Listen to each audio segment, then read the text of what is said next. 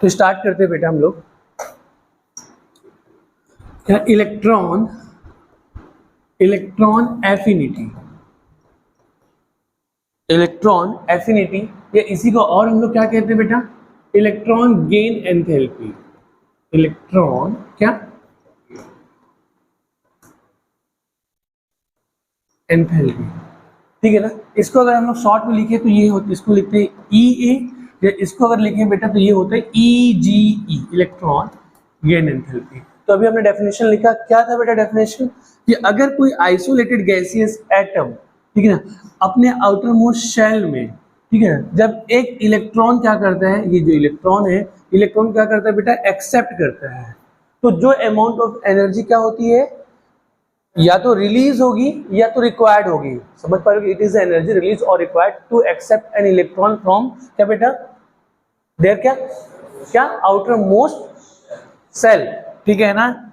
और ये इसका कंडीशन क्या होना चाहिए कि ये भी क्या हो बेटा, आइसोलेटेड हो और गैसियस स्टेट में हो, ठीक है ना। तो जब कोई आइसोलेटेड गैसियस एटम एक इलेक्ट्रॉन एक्सेप्ट करता है तो जो अमाउंट ऑफ एनर्जी क्या होती है, रिक्वायर्ड होती है या रिलीज होती है, उसी को हम कहते हैं क्या बेटा, इलेक्ट्रॉन एफिनिटी या इलेक्ट्रॉन गेन एंथैल्पी, ठीक है। अब आप लोग को लग रहा होगा सर ये मामला क्या है कि कब रिक्वायर्ड होगी और कब रिलीज होगी। चलिए तो फिलहाल बेटा, जैसे अगर मैं आपको कहूं अगेन, जैसे अगर आप लोग देखते हैं बेटा, जैसे अगर मैं आपसे बात करूं lithium, beryllium, boron, carbon, nitrogen, oxygen, chlorine, neon. तो देखो बेटा, आपको पता है इलेक्ट्रॉनिक कॉन्फ़िगरेशन अगर हम लोग देखें तो लास्ट क्लास में हमने देखा था स्टेबल कॉन्फ़िगरेशन कौन कौन होते हैं बेटा। स्टेबल कॉन्फ़िगरेशन होते हैं एक तो नियॉन, ये NH2 NP6 होता है बेटा, 2S2 2P6, यस और no, NH2 NP6 general electronic configuration. Nitrogen क्या होता है बेटा, आपका NH2 NP3, मतलब नाइट्रोजन का ग्रुप लिख रहा हूं मैं, ठीक है, NP3, और ये होता है आपका NH2, ये 2S2 होता है, यस और नो। अरे हाँ ना बोलो भैया, इसका 2S2 होता है, इसका 2S2 2P3, इसका 2S2 2P6। तो ये जो है बेटा ये स्टेबल कॉन्फ़िगरेशन है। तो ये स्टेबल कॉन्फ़िगरेशन है ना, बात समझना मेरी बात। तो अगर मैं इन्हीं की बात करूं, जैसे ये बेरिलियम है या बोरोन है, सॉरी बेरिलियम है या नाइट्रोजन है या क्या है बेटा, नियॉन है, तो ये स्टेबल कॉन्फ़िगरेशन रखते हैं। तो स्टेबल कॉन्फ़िगरेशन रखते हैं, इसका क्या मतलब, इसका ये मतलब है कि इनके जो electron, outermost shell electron है, ये आसानी से, मतलब सॉरी इनके इलेक्ट्रॉन बोलता हूँ बेटा, कि इसके आउटर मोस्ट शेल में कोई इलेक्ट्रॉन आसानी से एंटर नहीं कर सकता, मतलब ये न्यूक्लियस आसानी से उसे एक्सेप्ट नहीं करे, क्योंकि ये स्टेबल है। अगर आप स्टेबल हो अपनी जगह पे, ठीक है ना, आपके पास कोई एक जैसे कहते हैं सोफा है या चेयर है, आप अकेले मस्त आराम से स्टेबल हो, तो आप किसी और को बैठने नहीं दोगे। समझ पा रहे हो क्या। तो यहाँ पर जैसे ये बेरिलियम की बात कर लूँ या नाइट्रोजन की बात कर लूँ, नियॉन की बात कर लूँ, तो ये आसानी से कोई इलेक्ट्रॉन एक्सेप्ट नहीं करेंगे। लेकिन अगर हमको इलेक्ट्रॉन एंथैल्पी या इलेक्ट्रॉन गेन एंथैल्पी को अगर देखनी है, ठीक है, तो हमको तो इलेक्ट्रॉन को एक्सेप्ट कराना ही पड़ेगा, तो हमको बाहर से एनर्जी देनी पड़ेगी। समझ पा रहे हो क्या। तब के केस में एनर्जी क्या होगी, रिक्वायर्ड होगी। तो बेरिलियम या नाइट्रोजन या नियॉन है, इस केस में एनर्जी क्या होगी, रिक्वायर्ड होगी। तो जब आप एनर्जी दे रहे हो ना, तो इसका मतलब है कि इसकी इलेक्ट्रॉन गेन एंथैल्पी मिनिमम है। समझ पा रहे हो क्या, कि मतलब वो इसको हमको इलेक्ट्रॉन एक्सेप्ट कराना पड़ रहा है और हमको जबरदस्ती एनर्जी देनी पड़ रही है, ठीक है ना। तो उस केस में जब भी रिक्वायर्ड एनर्जी होगी, उसका इलेक्ट्रॉन गेन एंथैल्पी मिनिमम होगा, ठीक है ना। और अगर इसको छोड़ दें तो मैं बाकी की बात करूं बेटा, lithium, boron, carbon, oxygen, chlorine, इनकी मैं बात करूं, अगर ये स्टेबल कॉन्फ़िगरेशन वाले को मैं अगर छोड़ दूं तो मैं बाकी की बात करूं, तो ये सब के सब क्या करना चाहेंगे बेटा, ये स्टेबल होना चाहेंगे, ये अपने आउटर मोस्ट शेल में 8 इलेक्ट्रॉन रखना चाहेंगे, ऑक्टेट कंप्लीट करना चाहेंगे। तो इसका जो न्यूक्लियस है, ठीक है ना, इसको छोड़कर बाकी की मैं बात करूं बेटा, तो इसके जो न्यूक्लियस है, ये अपने आउटर मोस्ट शेल में इलेक्ट्रॉन क्या करेंगे, एक्सेप्ट करेंगे, क्योंकि पॉजिटिव चार्ज न्यूक्लियस है, इसको अट्रैक्शन का तो प्रॉपर्टी रखता ही है। तो ये जब इलेक्ट्रॉन एक्सेप्ट करेंगे तो ये अमाउंट ऑफ एनर्जी क्या करेंगे, रिलीज करेंगे, ठीक है ना। तब हमको मजा आएगा कि हाँ भैया अब ये इलेक्ट्रॉन एक्सेप्ट करना चाह रहा है और इलेक्ट्रॉन एक्सेप्ट करके अमाउंट ऑफ एनर्जी क्या कर रहा है, रिलीज कर रहा है। तो जब भी कोई एलिमेंट इलेक्ट्रॉन को एक्सेप्ट करके एनर्जी रिलीज करेगा, तब के केस में हम बोलेंगे कि यार इसकी इलेक्ट्रॉन गेन एंथैल्पी ज्यादा है, मैक्सिमम है। समझ पा रहे हो क्या। तो हम जैसे अगर आपसे मैंने जस्ट एक फॉर एग्जांपल मैं एक बात कहना चाह रहा हूँ, आज बेटा कि अगर मुझे आपसे कुछ काम कराना है और यस और नो, तो मैं आपसे कुछ बोल रहा हूँ कि यार ये काम कर दो और आप वो काम नहीं करना चाह रहे हो, तो मुझे अपने जेब से पैसे देना पड़ रहा है। और यस और नो कि भाई पैसे ले ले और काम कर दे, तो इसका मतलब है कि यार मुझे ज़बरदस्ती अपना पैसा लगाना पड़ रहा है। तो यहाँ पर इलेक्ट्रॉन गेन एंथैल्पी है वो क्या हो गई है, मिनिमम हो गई है। और मज़ा तो तब आएगा ना जब मैं आपसे कुछ काम कराऊं और उसके एवज मुझे आप और पैसे देना शुरू कर दो कि सर आप ये काम भी करो, मतलब ये मैं आपका काम भी करता हूँ और यहाँ से फायदा भी हो रहा है, मुनाफा। जैसे कोई बिजनेस होता है ना, मैं जस्ट एग्जाम्पल इसका बिजनेस का है कि हम लोग कुछ बिजनेस कर रहे हैं, ठीक है ना, और बिजनेस से कुछ प्रॉफिट नहीं निकल रहा, ऊपर से उसमें पैसे ही लग रहे हैं कि सामान भरे जा रहे हैं और बिक तो कुछ भी नहीं रहा है, तो वहाँ पे लॉस वाली कंडीशन हो गई। और यस और नो, तो इलेक्ट्रॉन के एंथैल्पी क्या हो गया बेटा, मिनिमम हो गया। और बिजनेस अगर ऐसा हो कि हम लोग ने ठीक लाख रुपए का सामान रखा है लेकिन मुनाफा जबरदस्त हो रहा है, रोलिंग इतनी शुरू हो गई कि फिर लाख रुपए के बाद उससे लाख से 2 लाख, 2 लाख से 3 लाख, 3 लाख से 4 लाख, मतलब वो ठीक है ना पैसे वो हमको जनरेट करना शुरू कर दिया। तो उस केस में ठीक है ना, जब एनर्जी रिलीज हो रही है ठीक है ना, उस केस में इलेक्ट्रॉन गेन एंथैल्पी क्या होती है, मैक्सिमम होती है। बात समझा पा रहा हूँ क्या, इसको आप लोग ध्यान में रखेंगे। तो यहाँ से अगर मैं एक बात बोलूँ ठीक है ना, कि जैसे अगर मैं हेलोजन, बेटा अब एग्जांपल्स अगर मैं बात करूं तो जैसे ये हेलोजन है, एक्स है हेलोजन, ठीक है ना, ये आइसोलेटेड है और गैसीय स्टेट में है। तो यहाँ पर जब ये एक इलेक्ट्रॉन एक्सेप्ट करेगा तो किस में चला जाएगा बेटा, एक्स माइनस में चला जाएगा और ये गैसियस स्टेट में ही रहेगा। और ये और नो, तो यहाँ पर जो इसका इलेक्ट्रॉनिक कॉन्फ़िगरेशन क्या होता है बेटा, अगर ये एक्स जो है ये क्लोरीन है, समझ लो ये क्या है बेटा, मैं यहाँ पे लिख देता हूँ, ये क्या है, क्लोरीन है, ठीक है ना। तो ये क्या हो जाएगा, 2 8 7 17 होता है और ये क्लोरीन से चला गया किसमें बेटा, क्लोरीन माइनस में, और ये हो जाएगा 2 8 8। तो इसका तो एक इलेक्ट्रॉन एक्सेप्ट करते ही ये तो क्या हो गया बेटा, stable inert gas configuration attain कर लिया। तो ये बहुत ज्यादा अमाउंट ऑफ एनर्जी क्या करेगा बेटा, रिलीज करेगा। मतलब इलेक्ट्रॉन एक इलेक्ट्रॉन एक्सेप्ट करते ही स्टेबल हो गया, समझ पा रहे हो, जब स्टेबल हो गए तो एनर्जी क्या करेगा, रिलीज करेगा। तो इस केस में यहाँ पर जो प्रोसेस होगा बेटा वो क्या होगा, वो एक्सोथर्मिक होगा। वो क्या होगा, ये है एक्सोथर्मिक प्रोसेस। बात समझा पा रहा हूँ क्या। लेकिन अगर तो ये जो तो बेटा मैंने आपको जितने भी एलिमेंट बताए ना, ठीक है, वो कौन से, जैसे फर्स्ट लिथियम ले लिया, लिथियम, फिर उसके बाद फिर बोरोन या कार्बन, फिर नाइट्रोजन छोड़ दो, देन ऑक्सीजन, फ्लोरीन, इनके जो ग्रुप हैं ये सब के सब क्या करेंगे बेटा, एनर्जी रिलीज करेंगे। लेकिन बेरिलियम वाला जो ग्रुप है या नाइट्रोजन वाला जो ग्रुप है या फिर क्या बेटा नियॉन इनर्ट गैस वाला जो ग्रुप है, उस केस में क्या होगा, वो स्टेबल है, और जब स्टेबल है तो इलेक्ट्रॉन एक्सेप्ट नहीं करेंगे। अगर हमको जबरदस्ती इलेक्ट्रॉन देना पड़ा, मतलब हम उसकी स्टेबिलिटी डिस्ट्रॉय कर रहे हैं, उसकी स्टेबिलिटी क्या कर रहे हैं, डिस्ट्रॉय कर रहे हैं। और जब स्टेबिलिटी डिस्ट्रॉय कर रहे हैं उसका मतलब है कि आप एनर्जी सप्लाई कर रहे हैं, और उस केस में क्या हो जाएगा, हाँ मतलब हमको एनर्जी देनी पड़ रही है, मतलब वो कौन सा होगा बेटा, एंडोथर्मिक प्रोसेस होगा। तो ध्यान रखना, तो ये क्वेश्चन भी ध्यान रखना पूछा जाता है। तो बेरिलियम, नाइट्रोजन, नियॉन, इन सब केस में बेटा जब अगर कोई इलेक्ट्रॉन एक्सेप्ट कर रहा होगा, ठीक है ना, और तो उस केस में जो प्रोसेस होगा वो एंडोथर्मिक प्रोसेस होगा। मतलब मैं कहूँगा कि वो मिनिमम इलेक्ट्रॉन गेन एंथैल्पी है और यहाँ पर मैक्सिमम इलेक्ट्रॉन गेन एंथैल्पी है।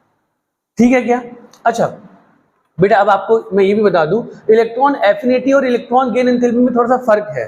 फर्क क्या है, वैसे दोनों एक ही बात है, फर्क इतना सा है कि उसको जब अपन लोग ना असाइन करते हैं ना, तो कैसे असाइन करते हैं बेटा, जैसे क्लोरीन से क्लोरीन माइनस में जा रहा है, तो इलेक्ट्रॉन एफिनिटी से अगर मैं असाइन करता हूं तो जो अमाउंट ऑफ एनर्जी रिलीज हो रही है उसको हम लोग लिखेंगे बेटा आगे प्लस EA, लाइक ऐसा, वो इस इक्वेशन में इस तरीके से होगा प्लस EA। तो जो अमाउंट ऑफ एनर्जी रिलीज हो रही है वो लाइक यहाँ से आपको 10 किलो कैलोरी पर मोल निकल रहा है, तो यहाँ पे 10 किलो कैलोरी पर मोल लेके ऐसा।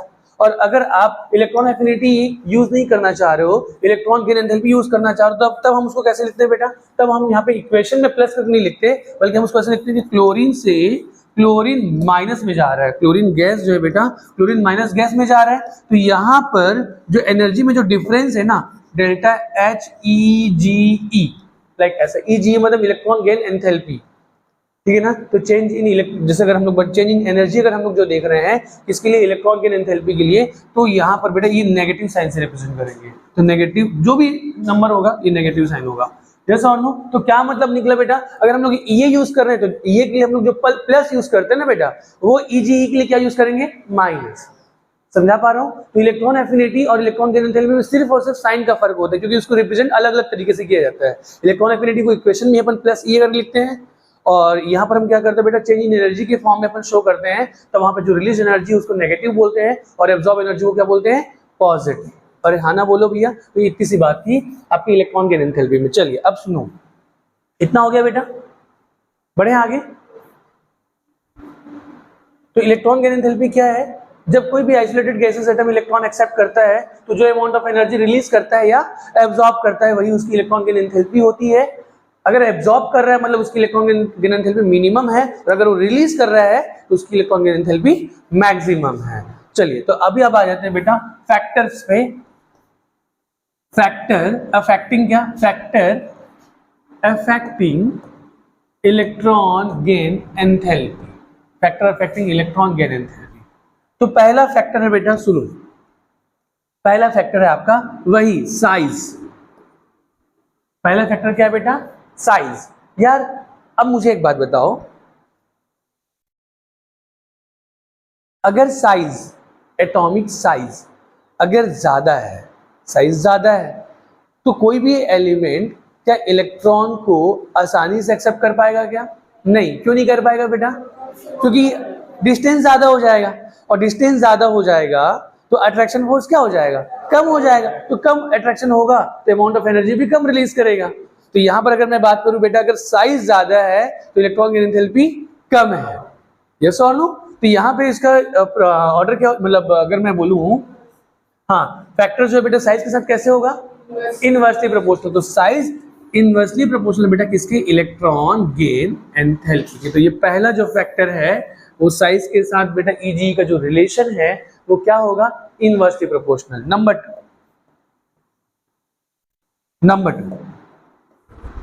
नंबर टू बेटा क्या, कौन सा, जेड इफेक्टिव। बेटा जेड इफेक्टिव के साथ क्या होगा, जेड इफेक्टिव क्या होता है, नेट अट्रैक्शन फोर्स। तो अगर इनकमिंग इलेक्ट्रॉन में अट्रैक्शन फोर्स ज्यादा है, अब इसको साइज से भी कर सकते हो, साइज कम तो अट्रैक्शन फोर्स ज्यादा, डिस्टेंस क्योंकि कम हो जाएगा ना, तो अट्रैक्शन फोर्स ज्यादा, अट्रैक्शन फोर्स ज्यादा तो जितना ज्यादा अट्रैक्ट करेगा बेटा उतनी ही ज्यादा अमाउंट ऑफ एनर्जी क्या करेगा, रिलीज करेगा। तो जेड इफेक्टिव के डायरेक्टली प्रोपोर्शनल होगा कौन, इलेक्ट्रॉन गेन एंथैल्पी, ईजीई। तो ईजीई जो होता है बेटा वो जेड इफेक्टिव के क्या होता है, डायरेक्टली प्रोपोर्शनल। समझ में आ रहा है क्या? और नंबर 3 अगर मैं बात करूं, नंबर 3 ठीक क्या, और तो हाँ, तो यहां पर अब आ जाएगा स्टेबल, स्टेबिलिटी, ठीक है ना। तो अगर कोई मैं बात करूं बेटा स्टेबिलिटी, ये स्टेबल इलेक्ट्रॉनिक कॉन्फ़िगरेशन में बात करूं, तो स्टेबल, कोई स्टेबल इलेक्ट्रॉनिक कॉन्फ़िगरेशन रखता है, ठीक है। तो अगर कोई स्टेबल इलेक्ट्रॉनिक कॉन्फ़िगरेशन रखता है तो क्या वो इलेक्ट्रॉन एक्सेप्ट कर पाएगा, इलेक्ट्रॉन एक्सेप्ट नहीं कर पाएगा। और जब हम जबरदस्ती एक्सेप्ट कराएंगे तो हमको एनर्जी देनी पड़ेगी, मतलब खाया पिया कुछ भी नहीं, ग्लास थोड़ा 12 आने वाला केस हो गया, वो तो खुद से एक्सेप्ट तो कर नहीं रहा है, हम जबरदस्ती उसको एक्सेप्ट करा रहे, तो हमको एनर्जी जबरदस्ती में देनी पड़ रही है। इसका मतलब है कि वहां पे इलेक्ट्रॉन की एंथैल्पी क्या है, मिनिमम है। आई बात समझ में? तो यहां से अगर मैं बोलूं बेटा तो ये हो जाएगा ईजीई के अगेन इनवर्सली प्रोपोर्शनल। तो ये 3 बातें आपको ध्यान में रखनी है, और देन अब आ जाते हैं हम लोग क्वेश्चन। ठीक है बेटा, चलिए नोट कर लिए इतना। चलो तो एक बार फिर से बेटा हम लोग आते हैं, जैसे मैं एक बार दे रहा हूं बेटा, lithium, beryllium, boron, carbon, nitrogen, oxygen, chlorine, neon. ठीक है, तो चलो, तो बेटा आपको 4 के स्टेप में देगा, या तो ये 4 दे देंगे या तो ये 4 दे देंगे, इंक्रीजिंग बताओ, डिक्रीजिंग बताओ, मैक्सिमम बताओ, मिनिमम बताओ, लाइक कुछ इस तरीके से हमने एक साथ ही दे दिया, सेकंड पीरियड के एलिमेंट हमने दे दिया। देन फिर अब बेटा हम लोग वेरिएशन फिर देख लेंगे, एक बार क्वेश्चन कर लेते हैं। तो आपको क्या देखना है, जब भी अगर आपको इंक्रीजिंग डिक्रीजिंग ऑर्डर आपको बनाना है, तो सबसे पहले बेटा मैंने आप लोग को लास्ट क्लास में जब आईपी के क्वेश्चन कराए थे तो मैंने बोला सबसे पहले क्या करो, पहला काम है अरेंज करो। पहला काम क्या है बेटा, अरेंज करो, ठीक है ना। तो ये ऑलरेडी अरेंज है। दूसरा काम क्या था बेटा, मार्क करो। दूसरा काम क्या, मार्क करो। तो मार्क किसको करना है, आईपी और ईए में। तो आईपी में भी हमने जो मार्क किया था वही उसी को ईए में भी मार्क करेंगे। किसको, स्टेबिलिटी, जो स्टेबल इलेक्ट्रॉनिक कॉन्फ़िगरेशन रखता है ना उसको मार्क कर लो। तो चलिए बेटा कौन कौन से रखते हैं, एक तो बेरिलियम होगा बेटा, हाँ, एक तो नाइट्रोजन होगा और एक नियॉन, ये जो है स्टेबल कॉन्फ़िगरेशन रखते हैं बेटा। अगर जब हम लोग आईपी पढ़ रहे थे, एक बार हमें आईपी का भी मतलब यहीं पे ऑर्डर लिख देता हूँ, ठीक है ना, तो मजा आ जाएगा। बेटा आईपी में हम क्या देखते थे बेटा, जो स्टेबल कॉन्फ़िगरेशन रखते थे ना उसका आयोनाइजेशन पोटेंशियल ज्यादा होता था।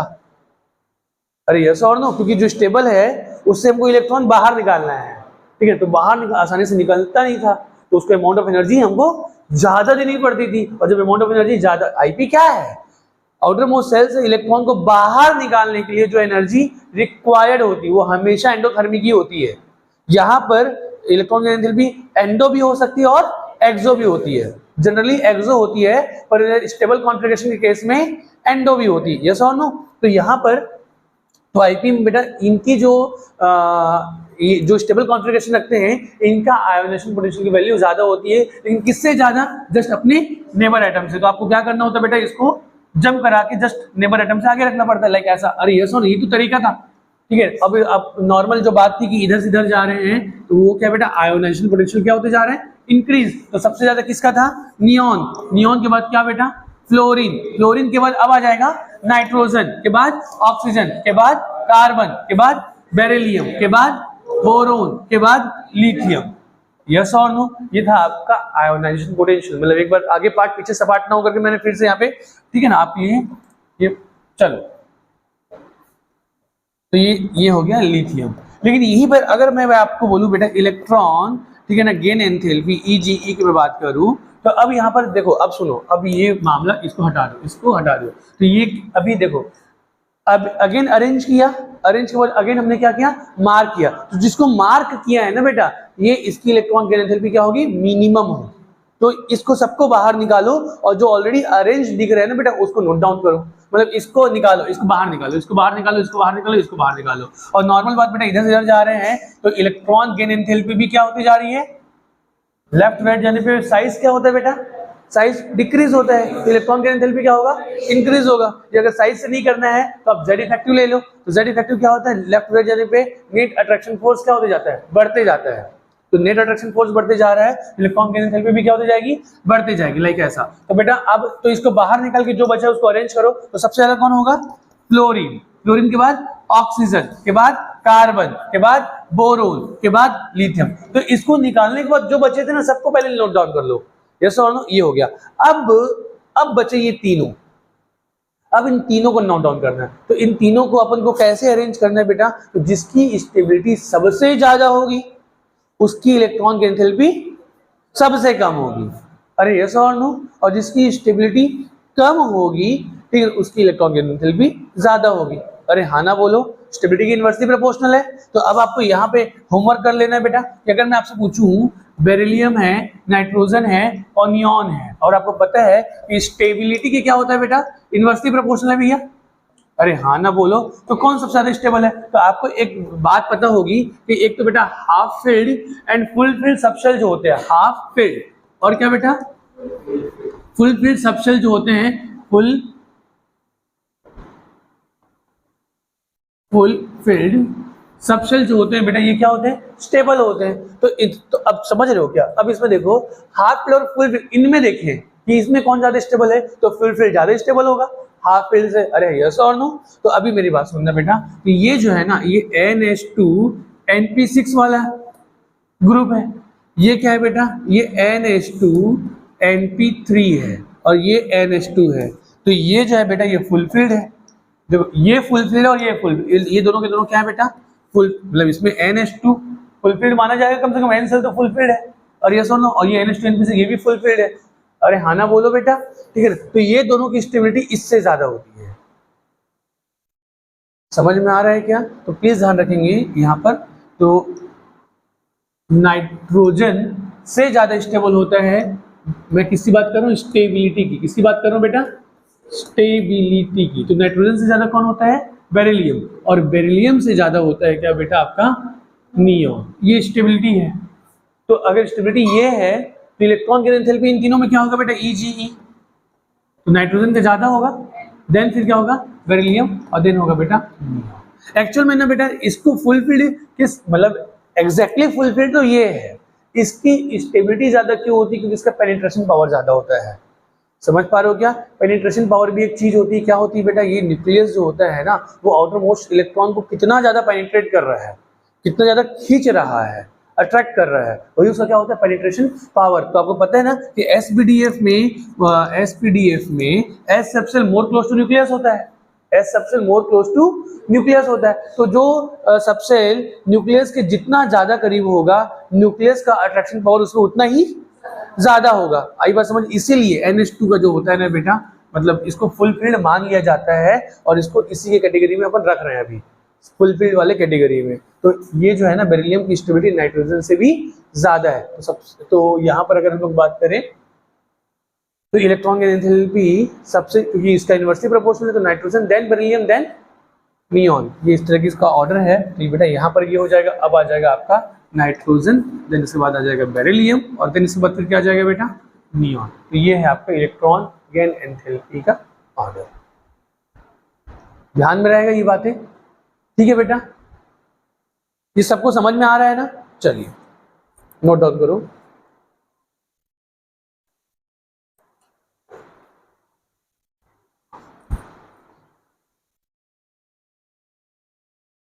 अब इसके बाद बेटा थोड़ा सा वेरिएशन देख लेते हैं।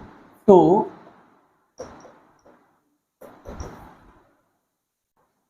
वेरिएशन, तो वेरिएशन में ठीक है, अभी हमने फैक्टर देखा बेटा, factor affecting electron gain enthalpy. तो अब उसी को मुझे बताओ, जैसे पीरियड में अगर हम लोग लेफ्ट टू राइट जा रहे हैं, कम से कम अभी लाइन टू लाइन मुझे बताओ, पीरियड में हम लोग लेफ्ट टू राइट जा रहे हैं, on moving from left to right, क्या हो रहा है, साइज क्या होते जा रहा है बेटा, डिक्रीज। तो साइज जो होते जा रही है वो क्या होती जा रही है, डिक्रीज। अगर साइज डिक्रीज होती जा रही है, मतलब इसका मतलब है कि इलेक्ट्रॉन गेन एंथैल्पी क्या होते जाएगा बेटा, इंक्रीज। तो पीरियड में लेफ्ट टू राइट जाने पे इलेक्ट्रॉन गेन एंथैल्पी क्या होती है, इंक्रीज। वहीं पे अगर हम लोग बात करें बेटा ग्रुप में, वहीं पे हम लोग किस में बात करें, ग्रुप में बात करें, कोई भी एक पकड़ लो, नॉर्मल बात जो है, साइज पकड़ लो, तो साइज क्या होती जा रही है ग्रुप में, नंबर ऑफ शेल बढ़ता है ना भाई, तो साइज क्या होगी, इंक्रीज होगी। तो जब साइज इंक्रीज होगी तो इलेक्ट्रॉन गेन एंथैल्पी क्या होते जाएगा, डिक्रीज होते जाएगा। तो electron gain enthalpy decrease, please keep in mind, period में EGE इंक्रीज होती है और ग्रुप में EGE electron gain enthalpy decrease होती है। अरे हाँ ना बोलो भैया। तो चलिए एक एग्जांपल फटाफट फिर से देखते जा रहे हैं। जैसे बेटा हम लोग बात करें लिथियम, लिथियम के बाद फिर क्या, सोडियम, पोटेशियम, रुबिडियम, सीजियम, लिखते चलना साथ साथ ना। कि यहाँ पर अगर हम लोग देखें बेटा, ऊपर से नीचे जाते जा रहे हैं, जब ऊपर से नीचे जाते जा रहे हैं तो साइज क्या होते जा रही है, बढ़ते जा रही है। और साइज अगर बढ़ते जा रही है तो इलेक्ट्रॉन गेन एंथैल्पी क्या होते जा रहा है, कम होते जा रहे हैं। EGE जो है वो क्या होते जा रहा है, कम होते जा रहा है। अगर मैं बात करूँ यार, helium, neon, argon, krypton, xenon, radon radioactive होता है बेटा। अगर मैं यहाँ पर बात करूं कि फिर से ऊपर से नीचे जाते जा रहे हैं बेटा, साइज क्या होते जा रहा है, इंक्रीज होते जा रहा है। तो इलेक्ट्रॉन गेन एंथैल्पी क्या होती जाएगी बेटा, क्या होती जाएगी, डिक्रीज होती जाएगी। लाइक ऐसे, तो ऊपर से नीचे जाते जा रहे हैं, इलेक्ट्रॉन गेन एंथैल्पी क्या होती जा रही है, डिक्रीज। ठीक है क्या, तो ये कॉमन बात हमने नोट कर लिया। अब आते हैं कुछ इसमें जो प्रॉब्लम्स है वहां पर, क्योंकि बेटा प्रॉब्लम से ही आपके आते हैं क्वेश्चंस। ठीक है, तो सुनो, इतना नोट कर लिया बेटा। अब आ जाते हैं हम लोग हेलोजन। देखो बेटा यार, जैसे आयोनाइजेशन पोटेंशियल है ना, आयोनाइजेशन पोटेंशियल में क्या करते हैं, इलेक्ट्रॉन निकालते हैं। तो जनरली ये मेटल्स के बीच में आपसे पूछता है कि मेटल की टेंडेंसी इलेक्ट्रॉन लूज करने की होती है, ठीक है ना। और नॉन मेटल जो होते हैं वो क्या करते हैं, इलेक्ट्रॉन एक्सेप्ट करते हैं। तो नॉन मेटल्स में आपसे क्या पूछ लेता है, इलेक्ट्रॉन गेन एंथैल्पी, क्योंकि इलेक्ट्रॉन एक्सेप्टिंग टेंडेंसी होती है, यस और नो। तो चलो, तो पी ब्लॉक में हम लोग देखते हैं। तो फिर सबसे पहले मैं आता हूँ बेटा हेलोजेंस फैमिली में। तो यहाँ पर अगर मैं बात करूँ, फ्लोरीन, क्लोरीन, ब्रोमीन और आयोडीन, ठीक है। तो नॉर्मल बात सुनना, पहले नॉर्मल मैं बोलूँ बेटा कि जैसे हम लोग ऊपर से नीचे आते जा रहे हैं तो साइज क्या होते जा रही है,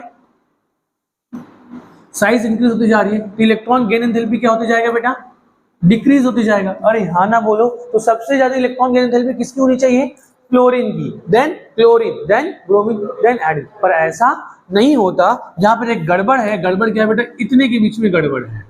क्या गड़बड़ है बेटा, सबसे ज्यादा होना चाहिए था फ्लोरीन को। तो wrong important is very important. सबसे ज्यादा होना चाहिए किसको बेटा, फ्लोरीन, देन क्लोरीन, देन क्या बेटा, ब्रोमीन और देन आयोडीन। लेकिन ऐसा नहीं होता, ऐसा नहीं होता, ऐसा नहीं होता। तो क्या होता है बेटा, तो जस्ट छोटा सा बस इसके बीच में गड़बड़ है। ज्यादा किसका होता है, क्लोरीन का। देन उसके बाद फिर क्या बेटा, फ्लोरीन का, और उसके बाद ब्रोमीन और आयोडीन। और ना केवल बेटा यहाँ पर क्लोरीन का ज़्यादा है, आप देख पा रहे हैं कि जैसे लेफ्ट टू राइट जाते हैं तो EgE electron gain enthalpy increase होते जा रही है। तो सबसे ज़्यादा अगर मैं बोलूँ बेटा यहाँ पर सबसे ज़्यादा पूरे पीरियोडिक टेबल में सबसे ज़्यादा इलेक्ट्रॉन गेन एंथैल्पी जो होनी चाहिए वो किसकी होनी चाहिए बेटा? फ्लोरीन की, क्योंकि उसके बाद तो इनर्ट गैस आ जा रहा है और इनर्ट गैस का तो क्या होगा? मिनिमम, क्योंकि स्टेबल है, ठीक है ना। तो पूरे पीरियोडिक टेबल में इलेक्ट्रॉन गेन एंथैल्पी क्या बेटा? फ्लोरीन की ज्यादा होनी चाहिए।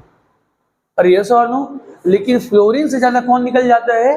क्लोरीन। तो ध्यान में रखना बेटा कि पूरे पीरियोडिक टेबल में मैक्सिमम इलेक्ट्रॉन गेन एंथैल्पी जो होती है बेटा वो क्लोरीन की होती है। मैक्सिमम इलेक्ट्रॉन गेन एंथैल्पी होती है किसकी? क्लोरीन की। अब देखते हैं रीजन क्या है इसका। रीजन तो पहले तो बेटा इतना नोट कर लो, ये वाली बात कि यार पहले हमने हेलोजन फैमिली देख रहे हैं, तो यहाँ पर अगर देखें फ्लोरीन, क्लोरीन, ब्रोमीन, आयोडीन में कॉमन बात ऊपर से नीचे जा रहे हैं, साइज बढ़ रही है। साइज बढ़ी तो इलेक्ट्रॉन गेन एंथैल्पी क्या होनी चाहिए? डिक्रीज होती भी है, लेकिन कुछ गड़बड़ है। छोटी सी गड़बड़ क्या है कि फ्लोरीन और क्लोरीन में फ्लोरीन की ज्यादा होनी चाहिए, पर ज्यादा फ्लोरीन की नहीं बल्कि किसकी है? क्लोरीन की। चलिए देखते हैं ऐसा क्यों। देखो बेटा, और ना केवल ये ट्रेंड, बस इनके बीच में बहुत आगे भी ये ट्रेंड है। सुनो फिलहाल देखो यार, आपको एक बात पता है, ध्यान से सुनना ना, कहानी खत्म हो जाएगी अभी के अभी। बेटा आपको पता है क्या कि जो एक ही ग्रुप में आने वाले जो एलिमेंट्स हैं ना, इनके वैलेंस इलेक्ट्रॉन क्या होते हैं? सेम होते हैं। तो वैलेंस इलेक्ट्रॉन सेम होते हैं, तो फ्लोरीन में वैलेंस इलेक्ट्रॉन कितने होते हैं बेटा? 7। अरे यार आप तो ऐसे भी, इसमें वैलेंस इलेक्ट्रॉन 1, इसमें 2, अरे यस और नो, इसमें वैलेंस इलेक्ट्रॉन 3, 4, 5, 6, 7, ऐसे भी तो याद रखते हो ना आप लोग, ठीक है ना। तो फ्लोरीन, तो यहाँ पर अगर हम लोग देखें बेटा, ये वाले जो ग्रुप है इसमें सब में वैलेंस इलेक्ट्रॉन क्या है? 7 है। और आप ये भी बताइए ऊपर से नीचे जा रहा है तो साइज बढ़ते जा रही है। तो अभी यहाँ से यहाँ पर बढ़े तो साइज उतनी ज्यादा, मतलब बढ़ी तो है पर एकदम से ज्यादा नहीं बढ़ गई है। और यस और नो? तो अगर मैं आपको बात करूँ कि जैसे फ्लोरीन है, ठीक है, तो फ्लोरीन की साइज आप ये मान के चलो बेटा लाइक ऐसा, ठीक है ना, ये है क्लोरीन, तो इसकी साइज से ज्यादा है। ब्रोमीन की साइज बहुत ज्यादा बढ़ जाएगी, तो ब्रोमीन की साइज बहुत ज्यादा बढ़ जाएगी, ब्रोमीन की लाइक ऐसा, तो इनकमिंग इलेक्ट्रॉन में न्यूक्लियस का अट्रैक्शन फोर्स बहुत कम हो जाएगा। पर इसमें ये जो है बेटा, ये इसमें आने वाला जो इलेक्ट्रॉन है उस पर न्यूक्लियस क्या करेगा बेटा? अट्रैक्ट करेगा, क्योंकि डिस्टेंस बहुत ज्यादा नहीं है। तो ब्रोमीन और आयोडीन की साइज तो इतनी ज्यादा है कि इनकमिंग इलेक्ट्रॉन को अट्रैक्शन बहुत कम मिलता है, तो उनकी तो बेटा मिनिमम ही होती है, मतलब ब्रोमीन से और भी कम हो जाता है कि इसका आयोडीन का। लेकिन बात करते हैं फ्लोरीन और क्लोरीन, मतलब यहाँ पर जो कहानी है वो किसके बीच है बेटा? फ्लोरीन और क्लोरीन के बीच में। अरे हाँ ना बोलो, सुनो तो बेटा कॉमन बात क्या है इसमें? कॉमन बात ये है कि यार दोनों में जो वैलेंस इलेक्ट्रॉन है उस पे जो है, उस पे इलेक्ट्रॉन कितने हैं बेटा? 7 है। ये 1, 2, 3, 4, 5, 6, 7, ठीक है ना। इसमें भी कितने वैलेंस इलेक्ट्रॉन है बेटा? 7। 1, 2, 3, 4, 5, 6, 7 इलेक्ट्रॉन इसमें भी है, 7 इलेक्ट्रॉन इसमें भी है। अब यार इलेक्ट्रॉन जो है ना बाहर से एंटर करना चाह रहा है, यहाँ पर भी इलेक्ट्रॉन जो है बेटा वो बाहर से क्या करना है? एंटर करना चाह रहा है। तो क्योंकि इसकी साइज छोटी है, इसकी साइज क्या है बेटा? स्मॉल है, और इसकी साइज क्या है? लार्ज। और यस और नो? इससे कंपैरेटिवली इसकी साइज ज्यादा है। तो मुझे बताओ साइज छोटी होने की वजह से जो 7 इलेक्ट्रॉन है इनके बीच में इलेक्ट्रॉन डेंसिटी क्या है? मैक्सिमम है। इलेक्ट्रॉन डेंसिटी क्या है बेटा? मैक्सिमम है। अरे आपके पास छोटा चेयर है और एक बड़ा चेयर है, ठीक है ना। छोटा चेयर में आप लोग 3 लोग बैठे हो, तो बेटा छोटा चेयर मतलब ये समझ लीजिए टेबल है, आप लोग 3 लोग बैठे हो तो पास बैठे हो, चौथा जो आने वाला बैठना चाहेगा आसानी से बैठ पाएगा क्या? नहीं बैठ पाएगा, क्योंकि 3 कई जगह थी, 3 लोग आप आराम से बैठे हुए हैं। वहीं पे अगर आपको बड़ा सा चेयर है, आप लोग 3 लोग बैठे हो, तो 3 लोग बैठे हो तो आप थोड़ा दूर बैठे हो, चौथा अगर आना चाहेगा तो आराम से आ सकता है। अरे यस और नो? तो ये वही कहानी हो गई। कहानी ये हो गई कि देखो बेटा भले इसकी डिस्टेंस कम है पर इसमें इलेक्ट्रॉन डेंसिटी ज्यादा है। तो इलेक्ट्रॉन डेंसिटी ज्यादा होने की वजह से ये इलेक्ट्रॉन अट्रैक्शन तो फील कर रहा है, उसको न्यूक्लियस अट्रैक्ट तो कर रहा है कि आजा आजा आजा करके, पर ये एक्सेप्ट नहीं हो पा रहा है। क्यों? क्योंकि इसमें इलेक्ट्रॉन डेंसिटी ज्यादा है और सबके सब इलेक्ट्रॉन है, तो नेगेटिव नेगेटिव के बीच में क्या हो रहा है बेटा? इंटर इलेक्ट्रॉनिक रिपल्सन हो रहा है। मेरी बात समझ पा रहे हो क्या? तो due to inter electronic repulsion इसमें जो एनर्जी जो रिलीज हो रही है ना वो क्लोरीन के कंपैरिजन में कम होती है। समझ पा रहे हो क्या बेटा? एनर्जी सब में रिलीज हो रही है, इसमें भी होगी, इसमें भी होगी, इसमें भी होगी, तो इसमें तो बहुत मिनिमम होगी, क्योंकि डिस्टेंस इतना बढ़ गया है, डिस्टेंस इतना ज्यादा बढ़ गया है कि अट्रैक्शन बहुत कम है, तो ये कम ही एनर्जी रिलीज कर रहा है। ये दोनों के दोनों ज्यादा एनर्जी रिलीज करते हैं, फ्लोरीन और क्लोरीन ज्यादा एनर्जी रिलीज करते हैं, लेकिन फ्लोरीन की साइज छोटी होने की वजह से, ठीक है ना, 7 इलेक्ट्रॉन जो है बेटा वो पास पास में, जिसकी वजह से उसकी इलेक्ट्रॉन डेंसिटी बहुत ज्यादा बढ़ गई है। और ये सुनो, और इलेक्ट्रॉन डेंसिटी बढ़ जाने की वजह से इनकमिंग इलेक्ट्रॉन जो है बेटा वो रिपल्सन ज्यादा महसूस कर रहा है कंपैरेटिवली क्लोरीन में साइज ज्यादा, क्लोरीन की साइज ज्यादा है, और साइज ज्यादा होने की वजह से इसमें इलेक्ट्रॉन डेंसिटी जो है बेटा वो क्या है, कम है, और इलेक्ट्रॉन डेंसिटी कम है तो इनकमिंग इलेक्ट्रॉन कम रिपल्सन वो भी महसूस कर रहा है, पर कम रिपल्सन महसूस कर रहा है। और जब कम रिपल्सन महसूस कर रहा है तो यहां पर जो एनर्जी जो रिलीज हो रही है बेटा वो फ्लोरीन के कंपैरिजन में ज्यादा रिलीज हो रही है, इसलिए क्लोरीन की जो इलेक्ट्रॉन की एंथैल्पी होती है बेटा वो फ्लोरीन से ज्यादा होती है। तो यहां पर अगर बेटा आप लिखना चाहो तो डायग्राम बना के लिख लो, ये डायग्राम लिख लो, मैं एक बार और बना देता हूं, ठीक है ना, अगर आप बोलो तो, कि यहां पर इसका जो रीजन है वो क्या है बेटा,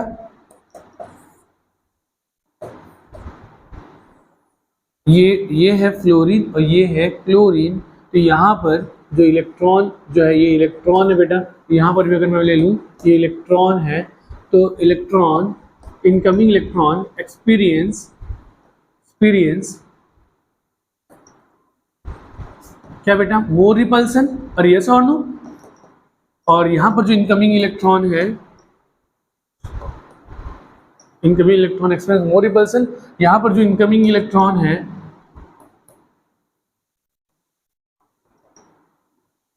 less repulsion.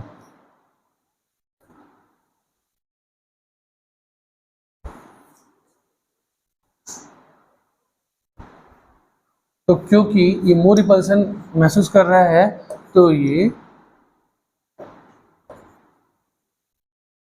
Released less energy, क्योंकि इसको डिफिकल्टी होगी बेटा एक्सेप्ट करने में, ठीक है ना, और यहाँ पर ये जो होगा रिलीज्ड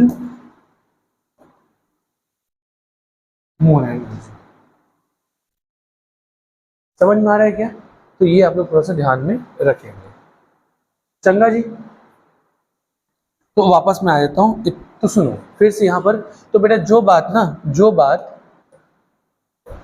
बात इन दोनों के बीच में था, फ्लोरीन और क्लोरीन के बीच में, ये बात ना बेटा पूरे यहाँ पर होता है। समझ पा रहे हो क्या? मतलब वही बात ऑक्सीजन सल्फर के बीच में भी, वही बात नाइट्रोजन फॉस्फोरस के बीच में, वही बात कार्बन और सिलिकॉन के भी बीच में होती है। समझ में आ रहा है क्या बेटा? तो ये कहानी जो है ना, तो आप लोग, मैं इसको थोड़ा सा ऐसे लिख देता हूँ। अब सुनो, तो यहाँ पर सुनो, जैसे बोल रहा हूँ मैं वैसे ध्यान से सुनना, कि जो इलेक्ट्रॉन गेन एंथैल्पी जो होती है बेटा, वो सेकंड पीरियड एलिमेंट जो है ना, सेकंड, ये पी ब्लॉक की बात चल रही है ना, सेकंड पीरियड एलिमेंट है, और क्या है बेटा, थर्ड पीरियड एलिमेंट है, सेकंड पीरियड एलिमेंट, और क्या बेटा, थर्ड पीरियड एलिमेंट। तो नॉर्मल अगर बात करें, ये सेकंड वाला है, ये थर्ड वाला है, तो नॉर्मल अगर बात करें तो सेकंड पीरियड एलिमेंट का इलेक्ट्रॉन एंथैल्पी ज्यादा होना चाहिए था, पर होता किसका है बेटा, थर्ड का। तो प्लीज, अरे यस और नो, तो इसको ही ध्यान में रखेंगे बेटा कि सेकंड का ज्यादा होना चाहिए था, पर होता किसका है, थर्ड पीरियड का। मतलब क्या कि फ्लोरीन और क्लोरीन में फ्लोरीन का ज्यादा होना चाहिए, पर होता किसका है, क्लोरीन का। रीजन समझ में आया बेटा? ठीक है ना। ऑक्सीजन और सल्फर में ज्यादा किसका होना चाहिए, ऑक्सीजन का, पर होता किसका है, सल्फर का। वैसे ही अगर मैं बात करूं बेटा नाइट्रोजन और फास्फोरस में किसका ज्यादा होना चाहिए, नाइट्रोजन का, पर होता किसका है, फास्फोरस का। प्लीज थोड़ा सा इसको आप लोग ध्यान में रखेंगे। तो कम से कम ये तीन को आप लोग ध्यान में रखो, हमारा काम हो जाएगा। ठीक है बेटा।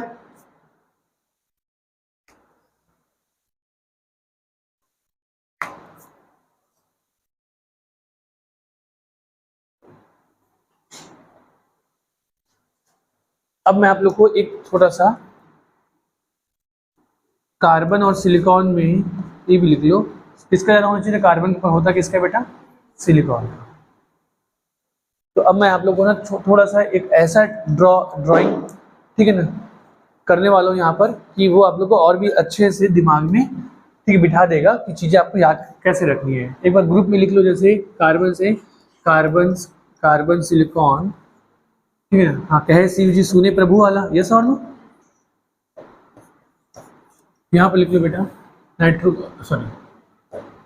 नाइट्रोजन, फॉस्फोरस, आर्सेनिक, एंटीमनी और क्या बेटा, बिस्मथ। और यहाँ पर क्या, ऑक्सीजन, सल्फर, सेलेनियम, टेल्यूरियम और पोलोनियम। अरे हाँ ना बोलो। और फिर क्या बेटा, इधर क्या, क्लोरीन, ब्रोमीन, आयोडीन और एस्ट्राडाइन। आप नीचे वाले को मिटा भी दोगे ना बेटा तो मिटा सकते हो, क्योंकि ये सब रेडियो, बिस्मथ के बाद तो रेडियो एक्टिव होते हैं, तो भी 4 ही लिख सकते हो, अपना काम हो जाएगा। अब सुनो, तो देखो कॉमन बात मैं फिर से लिख रहा हूँ। कॉमन बात क्या कि ऊपर से जब नीचे जाते हैं तो क्या होता है बेटा, कॉमन बात ऊपर से जब नीचे जाते हैं, इधर नहीं लिखता हूँ, इधर लिख लेता हूँ। कॉमन बात क्या बेटा, ऊपर से जब हम लोग नीचे जाते हैं तो साइज क्या होती है, इंक्रीज होती है। तो इलेक्ट्रॉन की एंथैल्पी क्या होगा बेटा, डिक्रीज, इलेक्ट्रॉन की एंथैल्पी। तो ये जो लाइन है ना, इसको मैं अगर पूरा सही साबित करूं, जो अब ये जो बात है पूरी सही नहीं है, क्योंकि इरेगुलरली डिक्रीज हो रही है, तो पूरी साबित करूं तो बेटा इसमें मैं कुछ कर देता हूं। तो इसमें मैं जो करता हूं बेटा वो क्या है, वो सुनना कि यहाँ को उठा के यहाँ रख दे। अब सही हो गया कि क्लोरीन के बाद अब आएगा यहाँ पे chlorine, then bromine, then iodine. Oxygen जो है बेटा वो सल्फर से कम होता है। अब इसी को डायग्राम में मैं क्यों बताना चाह रहा हूँ कि ऑक्सीजन जो है सल्फर से कम होता है, और ना केवल सल्फर से कम होता है बल्कि सेलेनियम से भी कम हो जाता है। एक्सपेरिमेंटली जब हमने चेक किया तो सल्फर से तो कम था, इवन वो किससे भी कम हो गया है, सेलेनियम से। तो इसकी जगह यहाँ पर है, अरे ठीक है क्या। और नाइट्रोजन जो है बेटा ये फॉस्फोरस से कम है। तो अगर आप 3 को याद रखो ना, अगर ये 3 को ध्यान में रखना है, ये भी वही है, ये यहाँ से। तो अगर आप 3 को याद रखो, और यहीं से मेनली बेटा 3 ग्रुप से क्वेश्चन आते हैं। अगर आप इसको भूलना चाहो, इसको भूलना चाहो, रुकना मैं फिर से वापस से, तो आपको ना बेटा मैं गणेश जी की याद दिलाना चाहूंगा, ठीक है। तो गणेश जी की जो फोटो है वो कुछ ऐसा बनता है बेटा, लाइक ऐसा ये जो कान हो गया, ये उनकी सूंड हो गया, ठीक है ना। अगेन ये कान हो गया, तो थोड़ा सा कुछ गणेश जी जैसे दिख रहा है क्या, एक बार फिर से देख लो, क्या लाइक ऐसा ऐसा ऐसा। यहाँ पे आंखें बना दो भाई, है ना, कैसे बनते हैं आंखें, ऐसे कुछ। अरे यस और नो है, दिख रहा है ना, हाँ। तो ये जो है, तो ये बस आपको क्या समझ में आ गया क्या कि यहाँ पर ये है फ्लोरीन, अरे यहाँ पर क्या है बेटा, फ्लोरीन। तो फ्लोरीन जो है बेटा क्लोरीन के नीचे आएगा। यहाँ पे ऑक्सीजन है, ये सल्फर है और ये सेलेनियम है। तो ये जो ऑक्सीजन है ये किसके नीचे आएगा बेटा, सेलेनियम के नीचे। लेकिन यहाँ पे नाइट्रोजन जो है वो किसके नीचे आएगा, फॉस्फोरस। ये चीज़ें जो है ये 3 में, ये चीज़ें आप लोग ध्यान में रखें, ठीक है। कि फ्लोरीन जो है क्लोरीन से कम है लेकिन ब्रोमीन से ज़्यादा है। वहीं पे ऑक्सीजन जो है ना केवल सल्फर से कम है बल्कि सेलेनियम से भी कम है, और नाइट्रोजन फॉस्फोरस से कम है। तो ये 3 को आप लोग ऐसे याद कर सकते हो। और कार्बन सिलिकॉन इसके साथ जैसा ये है वैसा ये है। अरे हाँ ना बोलो भाई, तो प्लीज थोड़ा सा आप लोग ध्यान में रखेंगे। तो ये है आपके इलेक्ट्रॉन गेन एंथैल्पी, इतना ध्यान रखोगे हमारा काम। मेरा सबसे ज्यादा क्वेश्चन जो बनते हैं इलेक्ट्रॉन गेन एंथैल्पी के वो इसी ग्रुप से बनते हैं मेनली, ठीक है क्या। सबसे ज्यादा जो क्वेश्चन बनते हैं वो यहीं से बनते हैं, तो ध्यान में रहेगा इलेक्ट्रॉन। अच्छा, पूरे पीरियोडिक टेबल में इलेक्ट्रॉन गेन एंथैल्पी सबसे ज्यादा किसकी, क्लोरीन की। पूरे पीरियोडिक टेबल में सबसे ज्यादा इलेक्ट्रॉन गेन एंथैल्पी किसकी बेटा, क्लोरीन की। चलिए आगे बढ़ जाए क्या। अब मैं कुछ सवाल दूं, बनाओगे, ठीक है ना। जैसे जो आपके नीट में आया हुआ है मैं वो सवाल दे रहा हूं आप लोग को। नाइट्रोजन, फॉस्फोरस, ऑक्सीजन, सल्फर में इलेक्ट्रॉन गेन एंथैल्पी का ऑर्डर बताओ। इलेक्ट्रॉन गेन एंथैल्पी का ऑर्डर, ईजीई का डिक्रीजिंग ऑर्डर। चलो फास्ट।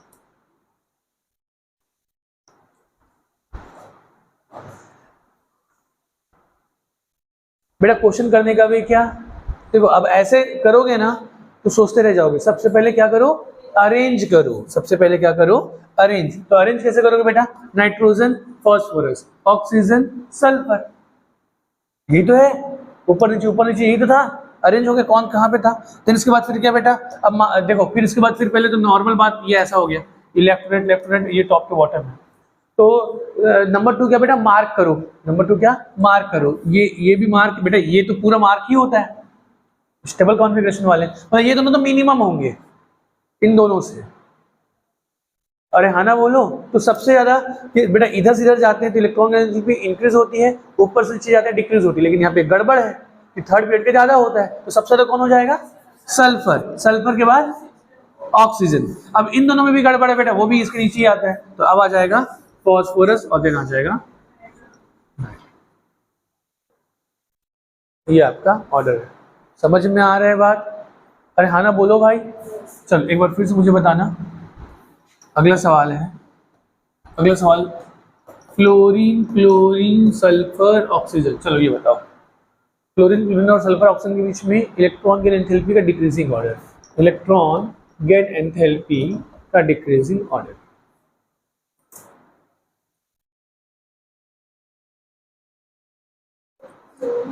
सबसे ज्यादा chlorine, then sulphur, then oxygen. कितना आसान, ठीक है ना? तो यहाँ पर अगेन फिर क्लोरीन के बाद फ्लोरीन के बाद सल्फर, देन ऑक्सीजन। सबसे पहले क्या करो बेटा, अरेंज करो, ऑक्सीजन, सल्फर, फ्लोरीन, क्लोरीन, ठीक है। सेकंड पीरियड पे ज्यादा होता है बेटा, तो इसका तो इससे ज्यादा ही होगा, ठीक है, इसका भी इससे ज्यादा होगा, तो chlorine, then sulphur, then oxygen. चंगा जी। तो ये है आपका इलेक्ट्रॉन गेन एंथैल्पी, ठीक है। तो बस इसको इतना ही याद रखो, हमारा काम हो जाएगा, ठीक है भैया। चलो अब आ जाते हैं हम लोग इसमें इलेक्ट्रोनेगेटिविटी में। इलेक्ट्रॉन गेन एंथैल्पी के बाद अब आ जाते हैं इलेक्ट्रोनेगेटिविटी, ठीक है।